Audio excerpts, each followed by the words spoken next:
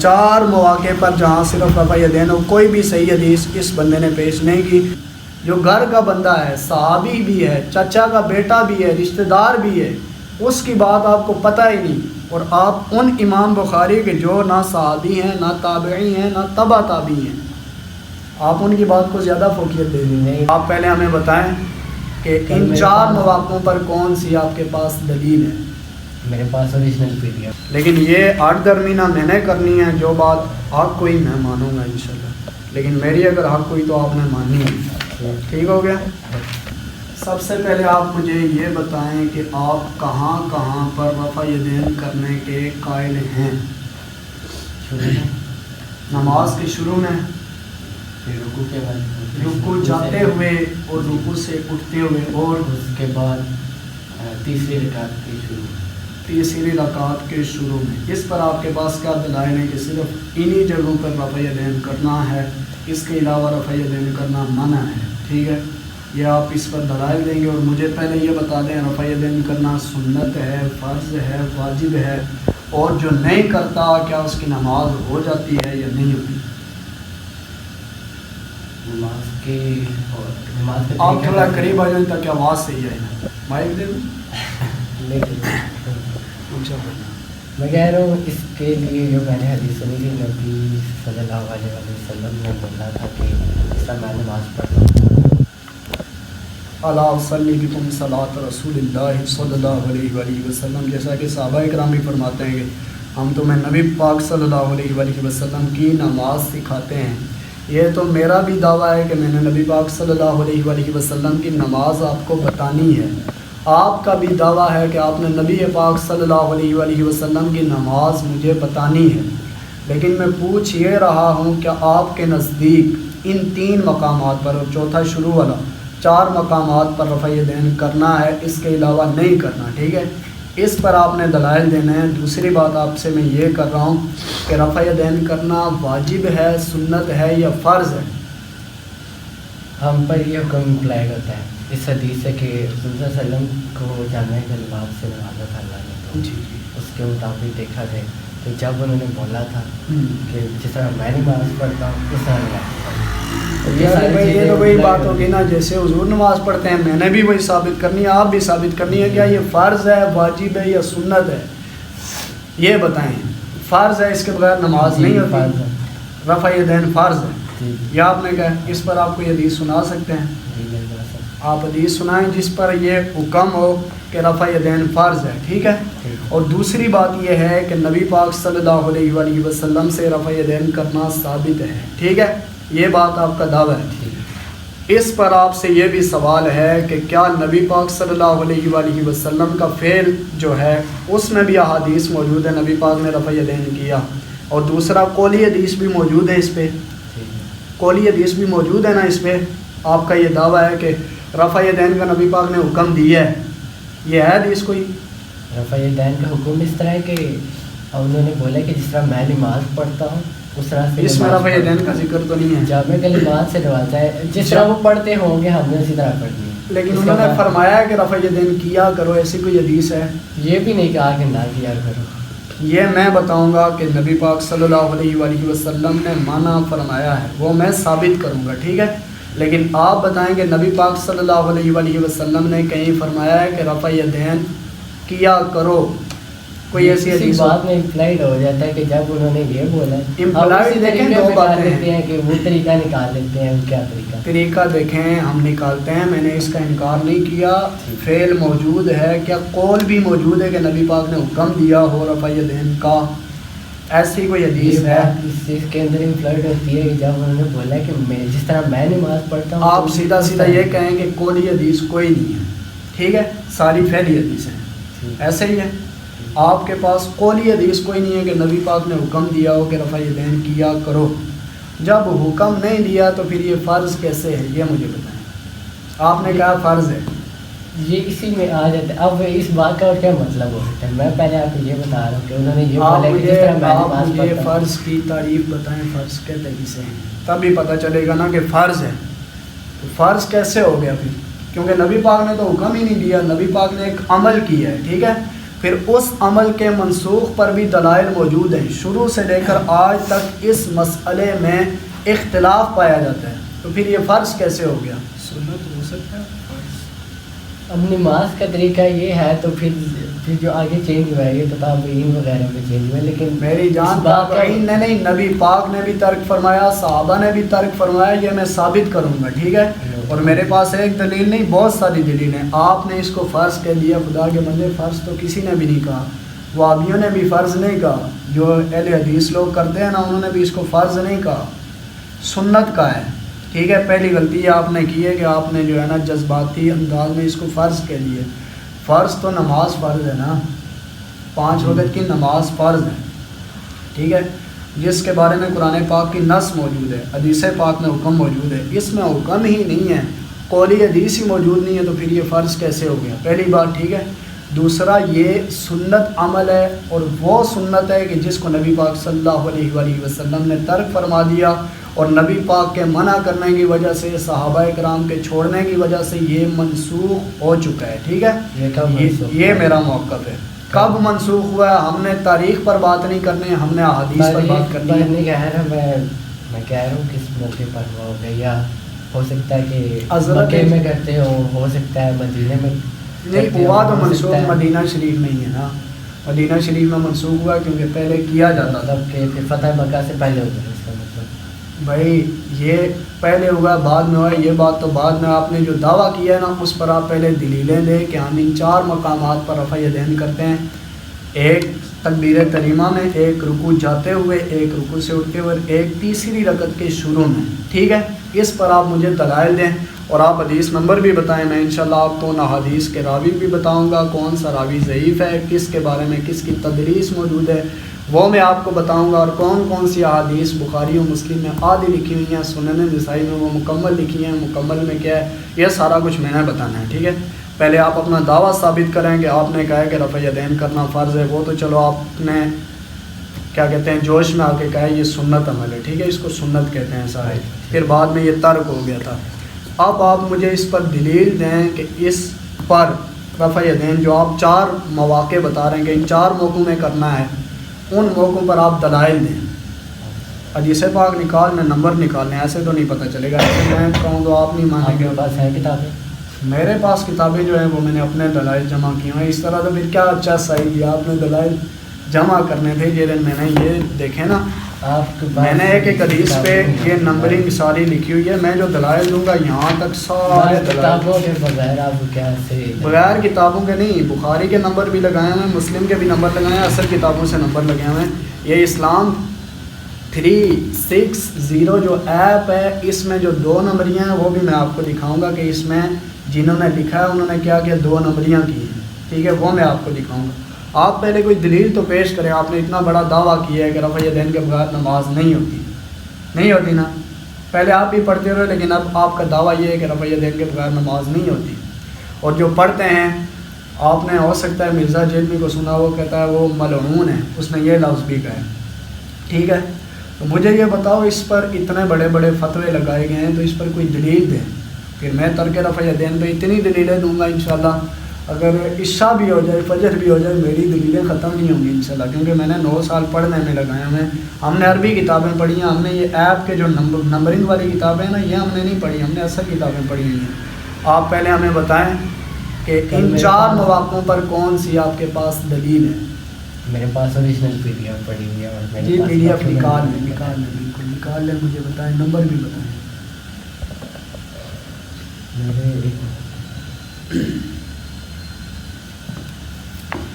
جو حدیث بتاتے جائیں گے پہلے میں انشاءاللہ اس کی وضاحت کرتا جاؤں گا ساتھ ساتھ، لیکن یہ 8 درمینہ میں نے کرنی ہے، جو بات آپ کوئی میں مانوں گا انشاءاللہ، لیکن میری اگر حق کوئی تو آپ نے ماننی ہے، ٹھیک ہو گیا؟ ڈاؤن لوڈ میں ٹائم لگے گا، کتاب نہ ڈاؤن لوڈ کرو نا، نمبر نہیں یاد؟ نمبر مجھے پتہ ہے، لیکن میں کتاب سے دیکھ کے اس کے نیچے بھی وہ سائز کا نیچے شرح جو لکھی ہے وہی تو انہوں نے اضافہ کیا ہوا ہے نا بھائی، چلیں پڑھیں، میں انشاءاللہ آپ کو کس نہیں گا۔ آپ صحیح بخاری اور صحیح مسلم کو نہیں مانتے؟ ہم صحیح بخاری کو بھی مانتے ہیں، صحیح مسلم کو بھی مانتے ہیں، آپ ان کو کیوں نہیں مانتے جو امام بخاری اور امام مسلم کے استادوں کے بھی استاد ہیں، اور صحابہ سے دین سیکھنے والے امام ابو حنیفہ ہیں، امام بخاری اور امام مسلم تو بہت لیٹ آئے ہیں. امام ابو حنیفہ کے کون کون استاد تھے؟ امام ابو حنیفہ کے استاد میں آپ کو دکھاتا ہوں. امام ابو حنیفہ نے 22 صحابہ اکرام کی زیارت کی، صحابہ سے دین سیکھا. باقی جتنے بھی امام ہیں، امام بخاری ہو گئے، امام مسلم ہو گئے، امام شافعی ہو گئے، امام احمد بن حنبل ہو گئے، یہ جتنے بھی امام ہیں ان میں سے کسی نے کسی صحابی کی زیارت نہیں کی. امام ابو حنیفہ نے 22 صحابہ اکرام کی زیارت کی، ٹھیک ہے نا. اور امام ابو حنیفہ کے باقی میں آپ کو بتاتا ہوں. امام ابو حنیفہ نے ڈائریکٹ صحابہ اکرام سے دین سیکھا ہے. امام بخاری نے صحابہ اکرام سے نہیں سیکھا. جو حدیثیں امام ابو حنیفہ کے پاس پہنچی ہیں نا، وہ ڈائریکٹ صحابہ سے پہنچی ہیں، لہٰذا وہ زیادہ قوی ہیں. امام بخاری جو ہیں تو کوئی کتاب ہی نہیں تھی ان کی. کتاب کیوں نہیں ہے؟ فقہ اکبر کس کی کتاب ہے؟ 500 سال بعد. فقہ اکبر کس کی کتاب ہے؟ 500 سال بعد رہی ہے ان کی کتاب. بھائی 5 سال کس نے کہا 5 سال بعد ہے؟ 500 سال بعد ہے. امام محمد اور امام ابو یوسف یہ امام ابو حنیفہ کے شاگرد ہیں جنہوں نے ان کی کتابیں لکھی ہیں. یہ آپ کو دھوکہ دیا گیا ہے. یوٹیوبر جس کو سنتے ہو نا، اس نے دھوکے میں آپ کو ڈالا ہے. ایک وائل بن حجر والی ہے، میرے پاس لسٹ پڑی ہوئی ہے. لسٹ پڑی ہوئی ہے نا، تو کہاں ہے لسٹ کھلا کے بندے ڈاؤن لوڈ کر کے لاتے ہیں؟ آپ کے پاس یہی حدیثیں ہیں اور ان کی اچھی جو ہے نا وہ انجینئر کے ہے نا، میں نے انجینئر کی ہوئی ہے، میں نے ان کی پوری تحقیق پاس PDF بھی پڑی ہوئی ہے، تو آپ نکالے تو صحیح. میرے پاس دراصل یہ کتابیں نہیں، میرے پاس عربی والی کتابیں ہیں اور وہ دیکھ کے ہی آپ کو سمجھ نہیں آئی. ہمارے پاس عربی والی کتابیں. یہ تو 25 سال محنت کر کے یہ لوگوں نے اسلام 3.0 جو ایپ ہے، ٹھیک ہے، 25 سال لگا کے انہوں نے محنت کی. اس ایپ میں انہوں نے دھوکے بازیاں بھی کی اور کئی احادیث کے متنوں میں اضافی طور پر انہوں نے اپنی چیزیں لگائی ہیں، وہ بھی میں آپ کو بتاؤں گا. ان کتابوں پر تو اعتبار ہی نہیں کیا جا سکتا جو آپ کہہ رہے ہیں. صرف جو ہے نا سنن نسائی جو اصل ہے نا اس کے 35 نسخے ہیں. 35 شاگرد ہیں امام نسائی کے جنہوں نے سنن نسائی لکھی ہے. پھر آخر میں جو لکھی گئی ہے نا امام لؤلؤی جو ان کے شاگرد تھے، وہ اصل کتاب ہے، ٹھیک ہے. اس پر انہوں نے کچھ چیزیں جو اضافی تھی وہ ختم کی اور کچھ نئی چیزیں ایڈ کر کے انہوں نے کہا یہ میرا سنن نسائی کا اصل نسخہ ہے. ان چیزوں کا تو ہمیں پتہ ہی نہیں ہے، ہم نے صرف ایپ دیکھا اور ایپ میں من پسند چیزیں انہوں نے ایڈ کر کے باقی چیزیں لوگوں کو بتا دیا. دیکھو ہم نمبر بتا رہے ہیں، یہ رکھی ہوئی ہے حدیث، نمبر دیکھو، حدیث نہ ملے تو آگے ہمیں پکڑ دو. ہم سمجھتے ہیں واقعی اس نمبر پہ حدیث پاک لکھی ہوئی ہے. یہ انہوں نے اپنی مرضی کا سارا مواد ڈالا ہوا ہے اور بیچ میں اپنی مرضی کا متن میں اضافہ بھی کیا ہوا ہے. یہاں سے آپ پہلے وائی فائی لو، پھر اس کے بعد جو ہے نا آپ اپنی دلیل دو. یہاں پہ سگنل تھوڑے کم ہیں لیکن انشاءاللہ ہو جائے گا کچھ نہ کچھ. اور قاسم یہ میرے پاس پہلے بھی ایک دفعہ آیا تھا، میں نے اس کو کچھ چیزیں بتائی بھی تھی، لیکن بس یہ جن لوگوں کے وہ چڑھا ہوا ہے نا ہمیں، وہ لوگ ہیں ہی بدتمیز سوشل میڈیا والے. وہ بچوں کو خراب کر کے بدتمیز بناتے ہیں پہلے، پھر اس کے بعد اس لائن پہ ڈالتے ہیں. ہاں نا بابے اتنے ایسی شے ہے نا بھائی، وہ اسی لیے تو کمرے سے باہر نہیں آتا نا، وہ اوپر بیٹھ کے کہتا ہے ہر فرقے کا بڑا مولوی جو ہے وہ، تاکہ آئے ہی نہ کوئی میرے پاس. وہ بڑے تو گھاس نہیں ڈالتے، جو دعویٰ کرتے ہیں، جو مناظرے کا چیلنج کرتے ہیں، ان کے سامنے وہ بیٹھتا ہی نہیں ہے. ایک حدیث جو آپ بولو گے نا اسی حدیث کی شرح میں آپ کے سامنے رکھوں گا جو حدیثیں آپ نے پڑھی ہیں، ٹھیک ہے. پھر میں جو دلائل دوں گا وہ آپ نے سننا ہے، پھر فیصلہ خود کرنا ہے، ٹھیک ہے نا. یہاں سے وائی فائی لے لیے، ایک ہی سگنل آ رہا ہے. چلو یار بس آپ کا کام ہو جائے، بس دعا کرتے ہیں. آپ حدیث سے ثابت کریں اور قرآن سے ثابت کریں. یہ تو بات ہی نہیں ہوئی کہ بخاری سے ثابت کریں یا مسلم سے. بخاری اور مسلم کو اس کے علاوہ جتنی حدیث کی کتابیں ہم سب کو مانتے ہیں. صحیح حدیث جہاں سے بھی ملے گی ہم اس کو مانیں گے. ایسا ہی ہے نا. آپ کو کیا اس نے دھوکہ دیا ہے کہ بخاری اور مسلم سے ثابت کریں؟ باقی میں بھی ہے میرے پاس. باقی جتنی کتابیں آپ ان سب کو مانتے ہیں؟ کس کو؟ باقی ساری کتابوں کو مانتے ہیں نا حدیث کی جتنی بھی کتابیں. پھر آپ نے یہ کیوں کہا ہے بخاری اور مسلم سے ثابت کریں؟ میں نے یہ تھوڑی کیا ہے، آپ نے کہا ہے بخاری اور مسلم جو ہے کم از کم یہ تو ہونی چاہیے نا. یہ بھی ہونی چاہیے، لیکن اگر ان میں کوئی بات نہ ہو تو پھر دوسری کتاب کی بھی ضرورت پڑتی ہے. ٹھیک ہے نا. کدھر ہے کتاب میں؟ کدھر ہے کتابیں؟ آپ نے سنن نسائی کا، جامع ترمذی کا، سنن ابن ماجہ کا نام نہیں سنا؟ سیاہ ستہ کتنی کتابیں؟ آپ 6 پاس کتابیں. کدھر ہے؟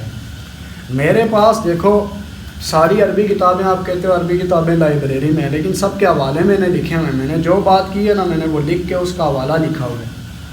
آپ کے پاس کوئی دلیل ہی نہیں ہے کہ جو آپ بات کرو گے اس کا جواب آپ اب میں آپ کو جواب دوں گا نا، جواب نہ دوں تو بات کے ہے. ساتھ کتابیں ہیں یا نہیں اس کو چھوڑو.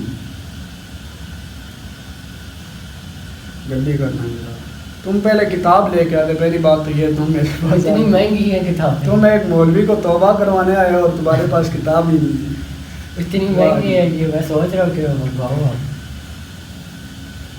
اب ان کی جلدیں ہیں کہ وہ جو مرزے کے آگے کتابیں لکھی ہوئی ہیں نا انہیں سے مرزا آ جاتا ہے رفع یدین میں.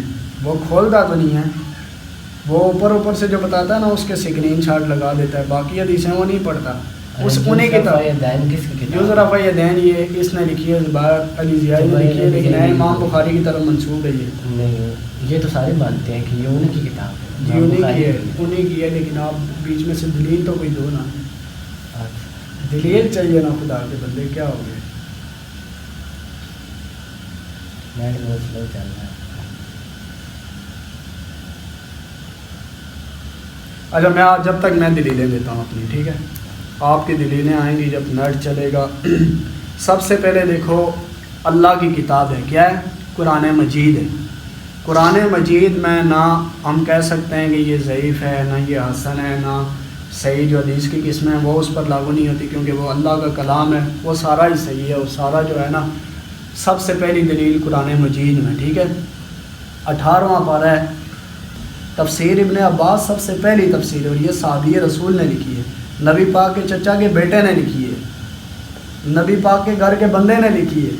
جو گھر کا بندہ ہے، صحابی بھی ہے، چچا کا بیٹا بھی ہے، رشتہ دار بھی ہے، اس کی بات آپ کو پتہ ہی نہیں. اور آپ ان امام بخاری کے جو نہ صحابی ہیں، نہ تابعی ہیں، نہ تبع تابعی ہیں، آپ ان کی بات کو زیادہ فوقیت دے دیں گے. اللہ تبارک و تعالیٰ ارشاد فرماتا ہے قد افلح المؤمنون الذین هم فی صلاتهم خاشعون. ترجمہ اور سے سننا، تحقیق وہ ایمان والے کامیاب ہو گئے جو اپنی نمازوں کو خشوع اور خضوع سے ادا کرتے ہیں. اس کی تفسیر ایک حوالہ میں نے ادھر بھی لکھا ہے، صحابی رسول حضرت ابن عباس رضی اللہ تعالی عنہ جو حضور کے چچا کے بیٹے ہیں، وہ اس کی تفسیر میں فرماتے ہیں کہ خشوع اور خضوع ان کی نماز میں ہوتا ہے جو نہ نماز میں دائیں اور بائیں دیکھتے ہیں اور نہ نماز میں رفع یدین کرتے ہیں. یہ پہلی دلیل ہے قرآن پاک کی تفسیر سے. دوسری بھی اسی کی تفسیر میں امام حسن بصری، یہ جلد 2 صفحہ نمبر 408. ترجمہ، خشوع اور خضوع کرنے والے وہ لوگ ہیں جو نماز کی ابتدا میں صرف ایک بار رفع یدین کرتے ہیں. سمجھ آ گئی ہے؟ یہ دو دلیلیں، ایک امام حسن بصری نے جو یہ تابعی ہیں، انہوں نے قرآن پاک کی تفسیر لکھی ہے، یہ اس وقت کے یعنی صحابہ کرام کو دیکھنے والے، صحابہ سے دین سیکھنے والے. ایک اس آیت کی تفسیر میں انہوں نے لکھا تفسیر سمرقندی جلد 2 صفحہ نمبر 408، ٹھیک ہے. اور دوسرا حضرت ابن عباس رضی اللہ تعالی عنہ انہوں نے لکھا. پہلے میں نے آپ کی بارگاہ میں آیت پیش کی کہ حضرت عبداللہ ابن عباس فرماتے ہیں کہ خشوع اور خضوع والی نماز ان کی ہوتی ہے جو نماز کے اندر نہ ادھر دیکھتے ہیں نہ ادھر دیکھتے ہیں، یعنی دائیں بھی نہیں دیکھتے بائیں بھی نہیں دیکھتے، اور نماز میں رفع یدین نہیں کرتے. اور امام حسن بصری نے فرمایا کہ خشوع اور خضوع والی نماز ان کی ہوتی ہے جو نماز کے شروع میں رفع یدین کرتے ہیں، دوبارہ رفع یدین نہیں کرتے. آپ سنیں حدیث پاک ترمذی شریف کی، ابو داؤد شریف کی، سنن نسائی کی، مصنف ابن ابی شیبہ نے حضرت علقمہ سے روایت کیا قال لنا ابن عباس ابن مسعود الا اصلي بكم صلاة رسول الله صلى الله عليه وسلم فصلى ولم يرفع يديه الا مرة واحدة مع تكبير الافتتاح. وقال الترمذي حديث ابن مسعود حديث حسن وبه يقول غير واحد من اهل العلم من اصحاب النبي صلى الله عليه وآله وسلم والتابعين. ایک دفعہ ہم سے حضرت عبداللہ ابن مسعود نے فرمایا کہ کیا میں تمہارے سامنے حضور کی نماز نہ پڑھوں، جو نماز نبی پاک پڑھتے تھے میں تمہارے سامنے وہ نماز نہ پڑھوں. پس آپ نے نماز پڑھی، اس میں سوائے تکبیر تحریمہ کے دوبارہ ہاتھوں کو نہیں اٹھایا، صرف تکبیر تحریمہ کے وقت ہاتھوں کو اٹھایا. اور فرمایا کہ یہ نبی پاک صلی اللہ علیہ وآلہ وسلم کی نماز ہے۔ امام ترمذی نے ترمذی شریف کے اندر جب یہ حدیث پاک لکھی، فرمایا کہ ابن مسعود کی یہ والی حدیث حدیث حسن ہے، اور فرمایا اس پر رفع یدین نہ کرنے پر بہت سے علماء صحابہ، یعنی جو صحابہ کرام میں علماء تھے ان کا عمل بھی اور علماء تابعین کا بھی اس پر عمل رہا، وہ شروع میں رفع یدین کرتے تھے، دوبارہ رفع یدین نہیں کرتے تھے۔ ٹھیک ہے، اب یہ حدیث پاک چند وجہ سے بہت زیادہ قوی ہے۔ ایک اس وجہ سے کہ اس کے راوی حضرت عبداللہ ابن مسعود ہیں جو صحابہ میں بڑے فقہی اور عالم ہیں، بڑے فقی تھے حضرت عبداللہ ابن مسعود، یہ ان سے روایت ہے۔ دوسرا یہ کہ آپ جماعت صحابہ کے سامنے حضور کی نماز پیش کرتے ہیں اور کوئی صحابی اس کا انکار نہیں کرتا۔ کسی صحابی نے آگے سے یہ نہیں کہا کہ نبی پاک تو رفع یدین بھی کرتے تھے، یہ بھی آپ بتائیں نا۔ انہوں نے کہا صرف شروع میں کرتے تھے، دوبارہ نہیں کرتے تھے، تو صحابہ کرام نے اس کا انکار نہیں کیا۔ معلوم ہوا کہ سب نے اس کی تائید کی۔ اگر رفع یدین سنت ہوتا تو صحابہ اس پر ضرور اعتراض کرتے، کیونکہ ان سب نے حضور کی نماز دیکھی تھی۔ دیکھنے والے کون تھے؟ صحابہ کرام، کسی نے بھی اعتراض نہیں کیا۔ تیسرا یہ کہ امام ترمذی نے اس حدیث کو ضعیف نہیں کہا بلکہ حسن کہا ہے۔ چوتھا یہ کہ امام ترمذی نے فرمایا کہ بہت سے علماء صحابہ اور تابعین، یعنی جو صحابہ کرام میں علماء تھے اور تابعین میں جو علماء تھے وہ رفع یدین نہیں کرتے تھے، ان کے عمل سے اس حدیث کی تائید مزید زیادہ ہوتی ہے۔ پھر اگلی حدیث مصنف ابن ابی شیبہ کے اندر یہ موجود ہے، ان النبی صلی اللہ علیہ وسلم کان اذا افتتح الصلاة رفع یدیہ ثم لا یرفعها حتی یفرغ۔ حضور صلی اللہ علیہ وآلہ وسلم جب نماز شروع فرماتے تو اپنے ہاتھ اٹھاتے، پھر نماز سے فارغ ہونے تک ہاتھوں کو نہیں اٹھاتے تھے۔ ٹھیک ہے، یہ عربی لکھی ہوئی ہے، ساتھ ساتھ آپ کہیں تو میں ایک لفظ کا بھی ترجمہ کر دیتا ہوں۔ خیال رہے کہ حدیث برا بن عازب کو ترمذی نے اس طرح نقل فرمایا کہ فی البرا عن البرا، فی الباب عن البرا۔ ابو داؤد نے حضرت برا بن عازب سے روایت کیا، یہ دوسری سند ہے اس کی۔ قال رأيت رسول الله صلی اللہ علیہ وسلم رفع یدیہ حین افتتح الصلاة ثم لا يرفعهما حتى انصرف۔ ابو داؤد نے اس کو اس سند سے لکھا اور فرمایا کہ میں نے حضور صلی اللہ علیہ وآلہ وسلم کو دیکھا کہ جب آپ نے نماز شروع کی تو دونوں ہاتھ اٹھائے، پھر نماز سے فارغ ہونے تک ہاتھوں کو نہیں اٹھایا۔ ٹھیک ہے، کتنی ہو گئی؟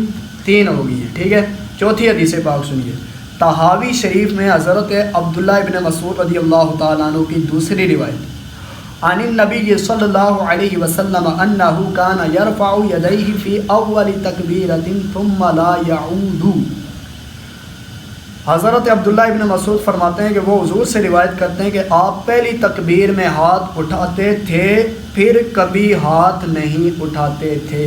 ٹھیک ہے، یہ طحاوی شریف ہے، یہ بھی حدیث کی معتبر کتاب ہے، اسی زمانے کی ہے، یہ بھی محدثین کے زمانے کی، اور یہ درس نظامی میں عالم کورس میں پڑھائی جاتی ہے، یہ بھی عربی کی کتاب ہے۔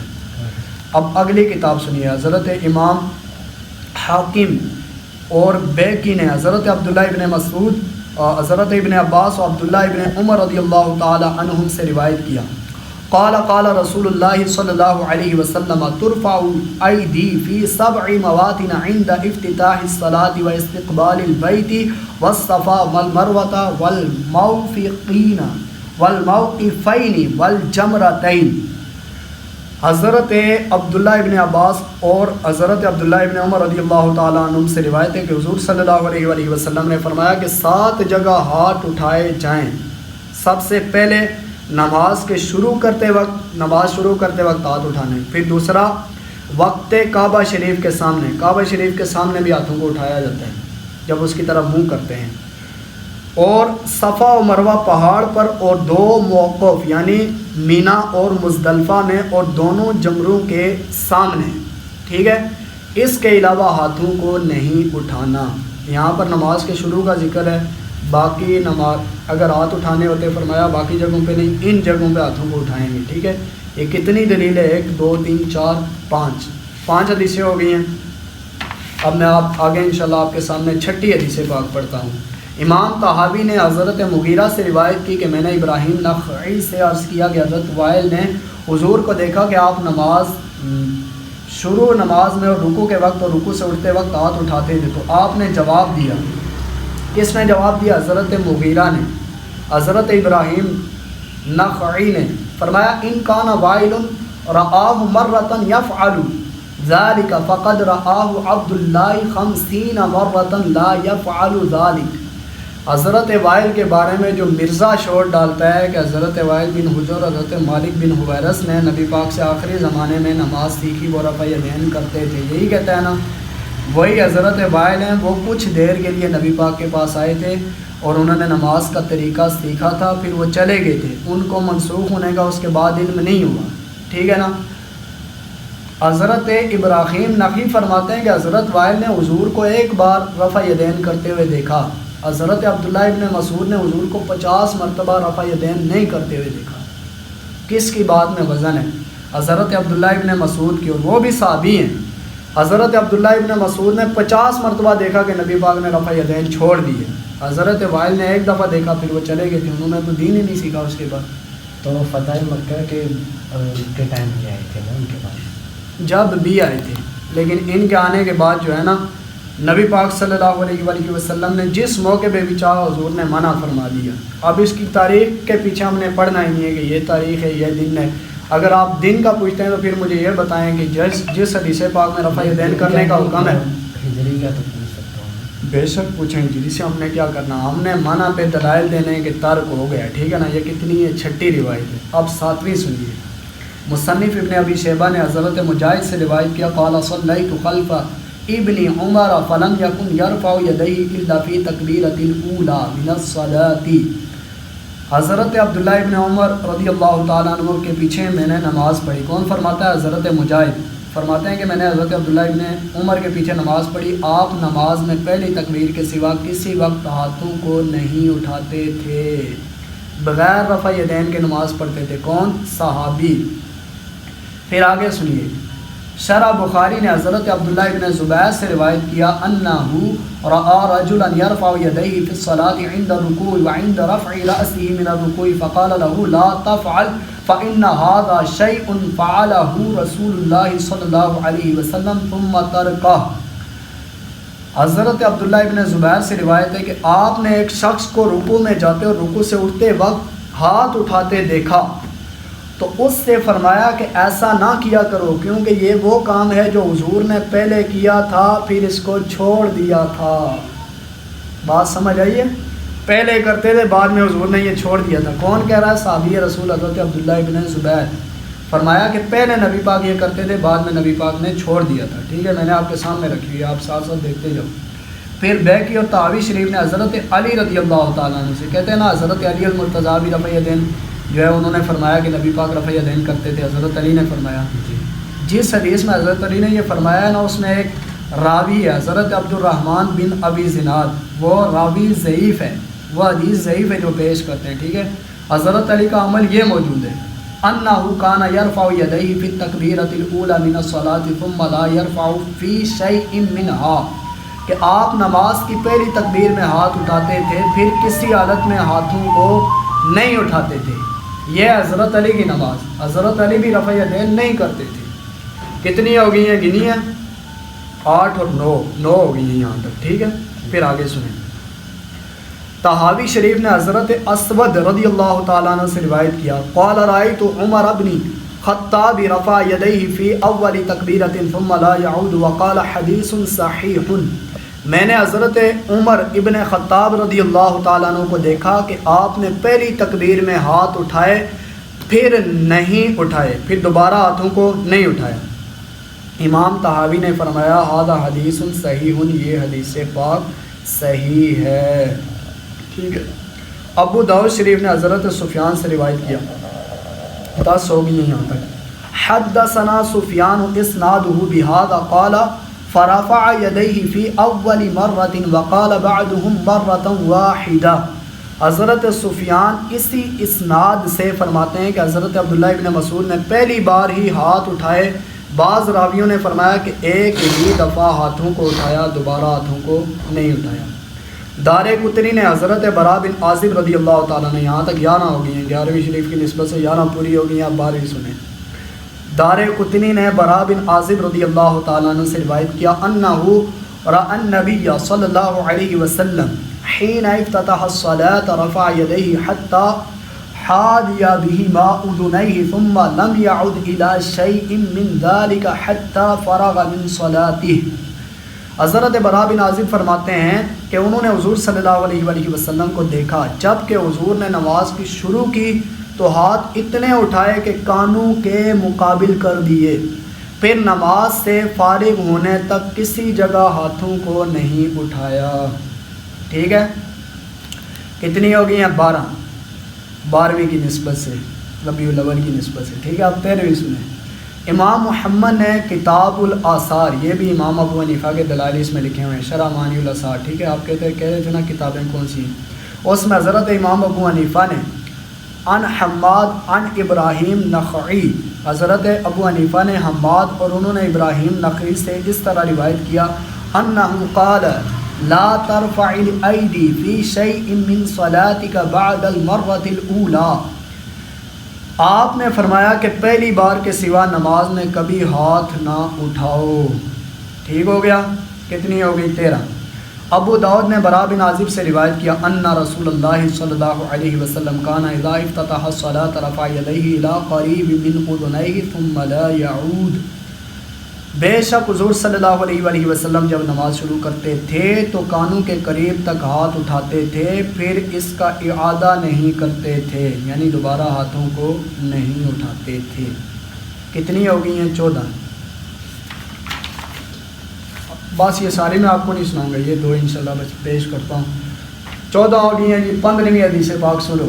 حدثنی الزہری عن سالم عن ابیہ عن رسول اللہ صلی اللہ علیہ وسلم انہ کان یرفع یدیہ اذا افتتح الصلاة وعند الرکوع وعند الرفع منہ، مجھے زہری نے حدیث بیان کی، انہوں نے سالم سے، سالم نے اپنے والد سے، انہوں نے نبی پاک صلی اللہ علیہ وآلہ وسلم سے کہ آپ ہاتھ اٹھاتے تھے جب نماز شروع فرماتے اور رکوع کے وقت اور رکوع سے اٹھتے وقت۔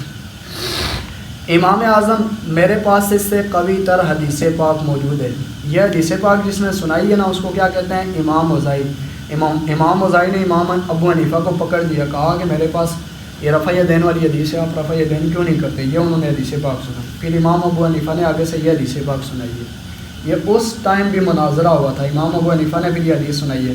امام ابو حنیفہ فرماتے ہیں حدثنا حماد عن ابراہیم عن علقمۃ والاسود عن عبد اللہ بن مسعود ان رسول اللہ صلی اللہ علیہ وسلم کان لا يرفع یدیہ الا عند افتتاح الصلاة ثم لا يعود لشیء من ذلك۔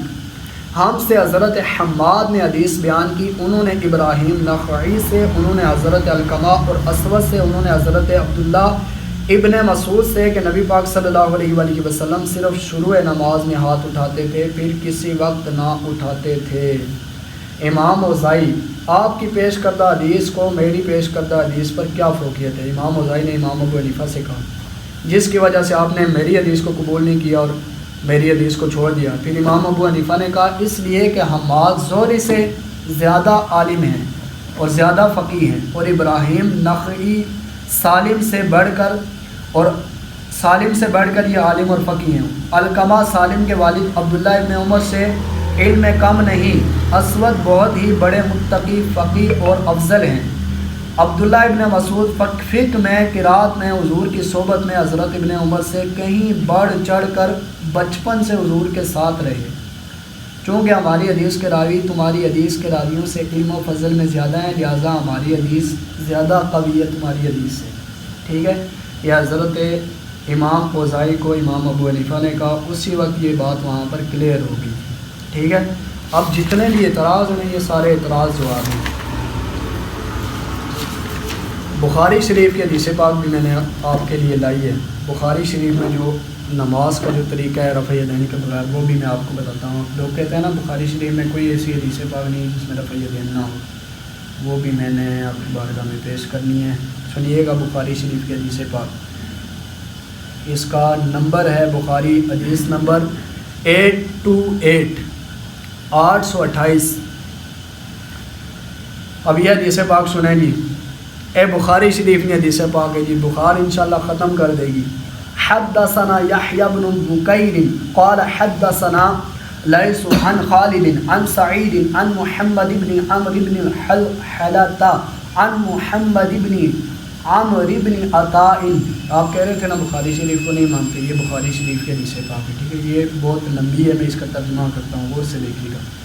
ہم سے یحییٰ بن بکیر نے بیان کیا، انہوں نے کہا کہ ہم سے لیث نے بیان کیا، انہوں نے خالد سے بیان کیا، ان سے سعید نے بیان کیا، ان سے محمد بن عمر بن حلحلہ نے بیان کیا، ان سے محمد بن عمر بن عطا نے بیان کیا دوسری سند، اور کہا کہ مجھ سے لیث نے بیان کیا، اور ان سے یزید بن ابی حبیب اور یزید بن محمد نے بیان کیا، ان سے محمد بن عمر بن حلحلہ نے بیان کیا، ان سے محمد بن عمر بن عطا نے بیان کیا کہ وہ نبی پاک صلی اللہ علیہ وآلہ وسلم کے چند اصحاب رضوان اللہ علیہ مجمعین کے ساتھ بیٹھے ہوئے تھے کہ نبی پاک صلی اللہ علیہ وآلہ وسلم کی نماز کا ذکر ہونے لگا، تو ابو حمید سعدی رضی اللہ تعالیٰ عنہ نے کہا کہ مجھے نبی پاک صلی اللہ علیہ وآلہ وسلم کی نماز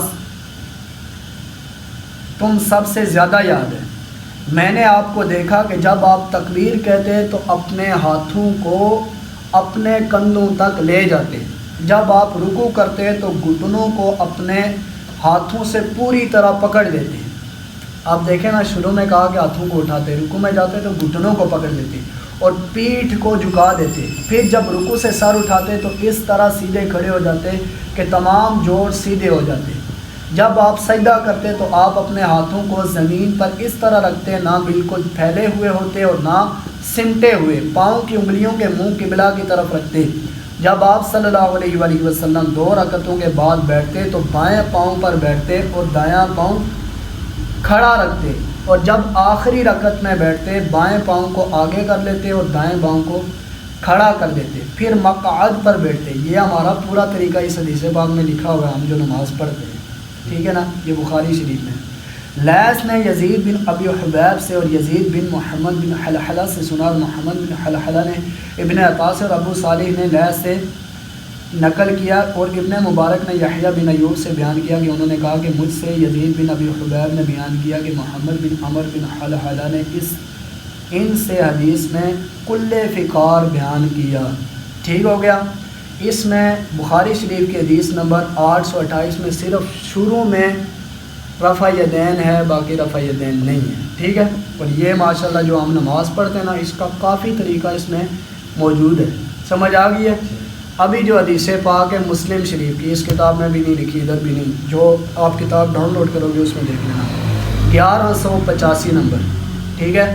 ایک 1185 نمبر حدیث ہے، ایک 1186 ہے. وہ جو گھوڑے کی دموں والی حدیث پاک ہے. ٹھیک ہے. وہ ایک حدیث نہیں ہے، وہ 2 واقعات ہیں. ٹھیک ہے نا. وہ تو کہتے ہیں نا سلام کے وقت نبی پاک نے منع کیا تھا. دونوں حدیثیں ہیں. ایک میں ہے کہ نبی پاک صلی اللہ علیہ وآلہ وسلم کے پیچھے معن نبی، ایک میں مع، ہم نبی پاک کے ساتھ جماعت میں نماز پڑھے تھے، نبی پاک نے سلام پھیرا، پیچھے کچھ لوگوں نے ایسے سلام کیا، پھر ایسے کیا. تو نبی پاک صلی اللہ علیہ وآلہ وسلم نے ان سے فرمایا کہ تم یہ نماز میں کس طرح کر رہے ہو، جیسے شریر گھوڑوں کی دمیں. گھوڑا جب پھدکتا ہے نا، شریر گھوڑا، وہ اپنی دم کو اٹھا لیتا ہے اوپر، کبھی اس طرح اٹھاتا ہے کبھی اس طرح، پھر پھدکتا ہے. دیکھا ہے نا ایسا گھوڑا. جو نارمل کھڑا ہوتا ہے وہ صرف ایسے دم کو ہلاتا ہے، لیکن جو پھدکتا ہے وہ دم کو اوپر کر لیتا ہے. نبی پاک نے اس کے ساتھ تشبیہ دی، اور نبی پاک صلی اللہ علیہ وآلہ وسلم نے فرمایا کہ یہ سلام پھیر رہے ہوتے ہو ایسے نہ کیا کرو، سلام پھیرتے وقت ہاتھوں کو زانوں پر رکھا کرو. ٹھیک ہو گیا. جس کو مرزا کہتا ہے، زانوں کو عربی میں پٹ کہتے ہیں، ہے نا. اس کو کلپ ہاں نہیں دیکھا، غلطیاں اس کی نہیں دیکھی آپ کو، اس نے جس سائڈ لگایا نا، آپ نے باقی چیزیں دیکھی ہی نہیں ہیں. اب دوسری حدیث پاک سنیے. یہ ہے کہ وہ نبی پاک کے پیچھے جماعت کے ساتھ نماز پڑھ رہے تھے. دوسری حدیث پاک میں خراجہ، یعنی ہم نماز پڑھ رہے تھے تو نبی پاک صلی اللہ علیہ وآلہ وسلم ہماری طرف آئے. ایک میں ہے کہ ہم نبی پاک کے پیچھے نماز پڑھ رہے تھے، اس میں سلام کے وقت رفع یدین منع ہے. اور دوسرا نبی پاک آئے تو ہم نماز کے اندر رفع یدین کر رہے تھے، تو نبی پاک صلی اللہ علیہ وآلہ وسلم نے فرمایا قادنا بخیل الشمس، کہ یہ تم شریر گھوڑوں کی دموں کی طرح کر رہے ہو. اسکنوا فی الصلاۃ، نماز میں سکون اختیار کرو. آپ کہہ رہے تھے نا منع کہاں ہے، یا منع ہے. نبی پاک نے خود فرمایا کہ نماز میں سکون اختیار کرو.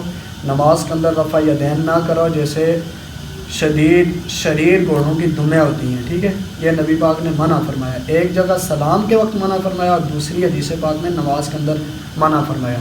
اگر کوئی کہتا ہے کہ یہ دونوں حدیثیں سلام پر دلالت کرتی ہیں تو مجھے بتائیں کہ نبی پاک نے ایک بار ان کو منع فرما دیا تھا، کیا وہ نافرمان تھے صحابی کے، دوبارہ ایسا کام کر رہے تھے، دوبارہ ان کو منع کیا؟ نہیں. ایک دفعہ انہوں نے سلام کے وقت کیا تو نبی پاک نے منع فرمایا. اس وقت نبی پاک جماعت کروا رہے تھے، صحابہ پیچھے نماز پڑھے تھے، اور دوسرے مقام پر نبی پاک تشریف لائے تو صحابہ نماز پڑھ رہے تھے، اور اس میں الفاظ ہیں اسکنوا فی الصلاۃ. فی آتا ہے، فی کا مطلب ہے میں.